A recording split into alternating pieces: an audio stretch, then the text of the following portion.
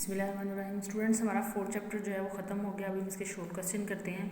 ठीक है, इसका फर्स्ट शॉर्ट क्वेश्चन देखिए। उसने कहा a person holds a bag of grocery while standing still talking to a friend a stationary car with its engine running from the standpoint of work. How are these two situations similar? ठीक है, इन दोनों situation में अगर हम देखें कि person जो है वो स्टैंडिंग स्टिल है, ठीक है, और दूसरी सेम में कार भी जो है वो क्या है, स्टेशनरी है। ना पर्सन मूव कर रहा है ना कार मूव कर रही है, तो हमारे पास डिस्टेंस क्या होगा, ज़ीरो होगा। ठीक है, और वर्क डन का फार्मूला हमारे पास क्या होता है, work is the dot product of force and displacement. In the physics point of view हम कैसे डिफाइन करते हैं, हम कहते हैं कि when a force acts on a body and body covers some distance in the direction of the force, then the work is equal to dot product of force and displacement. ठीक है, हमारे case में हमारा जो question है, इन दोनों cases में car stationery है और मैन जो है वो स्टैंडिंग स्टिल है, दोनों जो हैं वो रेस्ट में हैं, तो डिस्टेंस क्या है, डिस्प्लेसमेंट कवर क्या है, ज़ीरो है। इस इक्वेशन में हम डिस्प्लेसमेंट कवर की वैल्यू पुट करेंगे तो क्या होगा, ज़ीरो होगा वर्क डन। तो इस तरह ये दोनों सिचुएशंस क्या हैं, सिमिलर है हमारे लिए। ठीक है, उसके बाद नेक्स्ट वो कहता है calculate a work in kilojoules in lifting a man of 10 kg through a vertical height of 10 metre. ठीक है, ये हमारे पास एक मैस है जो कि 10 kg है, इसको हम यहाँ से उठा के वर्टिकल हाइट पे लेके गए, और कितनी हाइट पे लेके जाना है हमने, 10 मीटर की। तो उसने कहा वर्क डन कैलकुलेट करें जब हम किसी बॉडी को इस तरह किसी हाइट पे लेके जाएं, तो in this case work done जो है वो इक्वल टू होता है पोटेंशियल एनर्जी, और उसका फार्मूला है mgh। तो इस फार्मूले से आप जो है वो वर्क डन कैलकुलेट कर लेंगे। ठीक है, उसके बाद नेक्स्ट हमारे पास क्वेश्चन नंबर 4 देखें। क्वेश्चन नंबर 4 में वो कहता है कि in which case is more work done when a 50 kg bag of book is lifted through 50 centimetre और when a 50 kg crate is push through 2 metre across the floor with the force of 50 newton. ठीक है, और एक है जी 50 kg का bag है, ठीक है, उसको आपने यहाँ से उठा के लेके जाना है 50 सेंटीमीटर की हाइट पर, तो वो कितना वर्क डन होगा।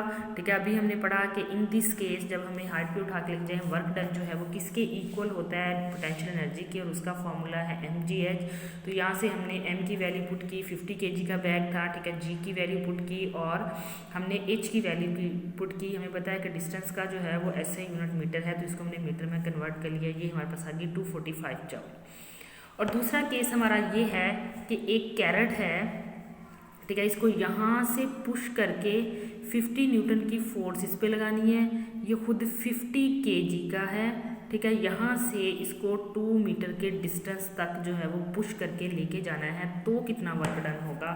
ठीक है, जब हमारी किसी बॉडी पर फोर्स लगे, वो कुछ डिस्प्लेसमेंट कवर करे in the direction of the force, तो हमें पता है वर्क डन का फॉर्मूला इज इक्वल टू होता है फोर्स मल्टीप्लाई बाय डिस्प्लेसमेंट। ठीक है, इसको हमने कैलकुलेट किया तो ये हमारे पास 100 जॉल आया। इन दोनों को अगर हम रिजल्ट्स को देखें तो हमारा जो है वो मोर वर्क डन किस केस में है, जब हमें 50 kg का बैग जो है वो 50 सेंटीमीटर की हाइट तक ले जाना पड़ा, तो हमें जो है वो ज़्यादा वर्क डन करना पड़ा। ठीक है, उसके बाद नेक्स्ट देखिए हमारा क्वेश्चन नंबर 5 है an object has 1 जॉल of potential energy, explain what does it mean. ठीक है, अगर हम एनर्जी को डिफाइन करें तो हम क्या कहते हैं कि एनर्जी की डेफिनेशन है the energy is the ability of a body to do work. ठीक है, किसी भी बॉडी की वर्क करने की एबिलिटी को हम क्या कहते हैं, एनर्जी बोलते हैं। तो 1 जॉल ऑफ एनर्जी का मतलब है कि इसमें 1 जॉल ऑफ वर्क जो है वो उस बॉडी में करने की एबिलिटी है। ठीक है, वो कंप्रेस स्प्रिंग की फॉर्म में होगा या वो बॉडी किसी हाइट पे लेके जाएंगे, जहाँ भी लेके जाएंगे, तो इस मीन उसमें 1 जॉल ऑफ वर्क डन करने की एबिलिटी है, क्योंकि एनर्जी का जो है वो किससे रिलेटेड है, वर्क से। अगर कोई बॉडी वर्क कर रहा है तो इट्स मीन्स उसमें एनर्जी है, अगर किसी बॉडी में एनर्जी है तो इट्स मीन्स के उसमें वर्क करने की एबिलिटी है।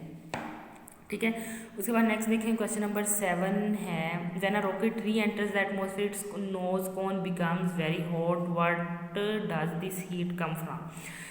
अगर हम एटमॉस्फेयर की बात करें तो एटमॉस्फेयर में हमारे क्या है, डस्ट पार्टिकल्स हैं, वाटर वेपर्स हैं, ठीक है, ये मौजूद हैं। जब रॉकेट इस हमारे एटमॉस्फेयर में एंटर होता है तो ये जो डस्ट पार्टिकल और वाटर वेपर्स हैं जो उसके रास्ते में रुकावट क्रिएट करते हैं, फ्रिक्शन क्रिएट करते हैं। ठीक है। रॉकेट को जो है इस फ्रिक्शन को, इन रुकावट को हटाना पड़ता है, आगे से फ्रिक्शन को कम करना पड़ता है। तो क्या होता है कि उसको इन फ्रिक्शन के अगेंस्ट वर्क डन करना पड़ता है। वर्क करने के लिए उसको एनर्जी चाहिए होती है, ठीक है। और वो एनर्जी कहाँ से आती है? रॉकेट की अपनी जो काइनेटिक एनर्जी है, क्योंकि वो मूव कर रहा है, ठीक है, तो उसके पास काइनेटिक एनर्जी है। रॉकेट की जो अपनी काइनेटिक एनर्जी है वो कुछ जो है इन डस्ट पार्टिकल्स और वाटर वेपर्स के अगेंस्ट वर्क करने में यूटिलाइज हो जाती है, ठीक है। और हमें पता है जो इस तरह हम फ्रिक्शन के अगेंस्ट वर्क करें तो वो वर्क जो है वो एनर्जी किस फॉर्म में अपीयर होती है? हीट की फॉर्म में अपीयर होती है। तो इसलिए जो है वो जैसे ही रॉकेट हमारे एटमॉस्फेयर में एंटर होता है तो इन डस्ट पार्टिकल और वाटर वेपर के अगेंस्ट वर्क करके हम उसकी जो कुछ काइनेटिक एनर्जी हीट की फॉर्म में ज़ाया हो जाती है और उसकी नोज कोन जो है वो क्या बन जाती है? हॉट बन जाती है, ठीक है। उसके बाद नेक्स्ट हमारे पास है question number 9। A girl drops a cup from a certain height which breaks into pieces which energy changes are involve, ठीक है। गर्ल ने जो है वो किसी हाइट पर ये कप पकड़ा हुआ है। हमें पता है जब हम किसी अर्थ के रेफरेंस से किसी हाइट पर चले जाएं तो उस बॉडी में उस वक्त जो एनर्जी होगी, यहाँ पे उसने पकड़ा हुआ है, अभी जो है वो कप की वेलोसिटी 0 है तो काइनेटिक एनर्जी 0 होगी, लेकिन वो किसी हाइट पे पड़ा है तो उसमें पोटेंशियल एनर्जी ज़रूर होगी। तो इस हाइट पर कप के पास पोटेंशियल एनर्जी है, ठीक है। जैसे जैसे कप नीचे की तरफ आएगा, हमने इंटर कन्वर्जन ऑफ एनर्जी में पढ़ा था कि नीचे की तरफ आने से, हाइट कम होने से पोटेंशियल एनर्जी जो है वो डिक्रीज होती है और काइनेटिक एनर्जी इंक्रीज होती जाती है। तो वहाँ से हमने ये भी देखा था कि इट्स मीन्स का पोटेंशियल एनर्जी जो है वो काइनेटिक एनर्जी में कन्वर्ट हो जाएगी। तो जैसे जैसे कप नीचे की तरफ आएगा उसकी वेलोसिटी बढ़ती जाएगी, पोटेंशियल हाइट कम होती जाएगी, पोटेंशियल एनर्जी काइनेटिक एनर्जी में कन्वर्ट होती जाएगी। और जैसे ही वो यहाँ पे आके ब्रेक होगा, इस हमारे फ्लोर से टकराएगा और ब्रेक हो जाएगा, तो जो काइनेटिक एनर्जी उसके पास थी, हमने कहा एनर्जी डिस्ट्रॉय नहीं होगी। हम ये नहीं कहेंगे कि जब यहाँ पे आया तो सारी काइनेटिक एनर्जी जो है वो डिस्ट्रॉय होगी, नहीं, एनर्जी दूसरी फॉर्म्स में कन्वर्ट होगी, ठीक है। यहाँ से आते हुए पोटेंशियल एनर्जी काइनेटिक एनर्जी में कन्वर्ट हुई। जब नीचे कप ब्रेक हुआ तो यही काइनेटिक एनर्जी जो है वो साउंड एनर्जी में कन्वर्ट हो जाएगी, हीट एनर्जी में कन्वर्ट हो जाएगी और कप के जो पीसीज हैं उनको ब्रेक करने में, वर्क डाउन में यूटिलाइज हो जाएगी, ठीक है।